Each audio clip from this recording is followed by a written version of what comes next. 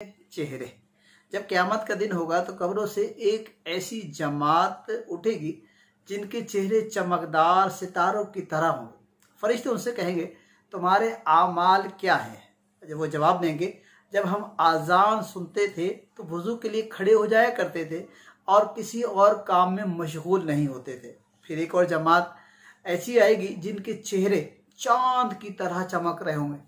वो फरिश्तों के सवाल के बाद कहेंगे, हम वक्त से पहले वज़ू कर लिया करते थे। फिर एक जमात ऐसी जमात आएगी जिनके चेहरे आफताब की तरह रोशन होंगे, दर्शखिंदा होंगे और कहेंगे, हम आज़ान मस्जिद में जाके सुना करते थे, यानी आज़ान से पहले ही हम मस्जिद में पहुंच जाया करते थे।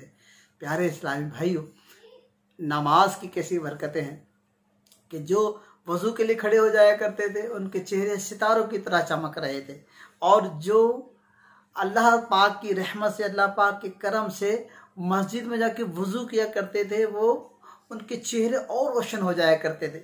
और फिर सबसे अहम तरीन लोग, चमकदार लोग, आफताब की तरह रोशन लोग कौन थे? कौन सी जमात थी? वो जमात थी जो मस्जिद में जाके अजान सुना करती थी। अल्लाह पाक हमें मस्जिदों में आने की तौफीक अता फरमाए, नमाज़ों की फ़िक्र अता फरमाए, नमाज़ों को ज़ौक़ व शौक़ अता फरमाए, और अल्लाह पाक हमें नमाज पढ़ने की तौफीक अता फरमाए।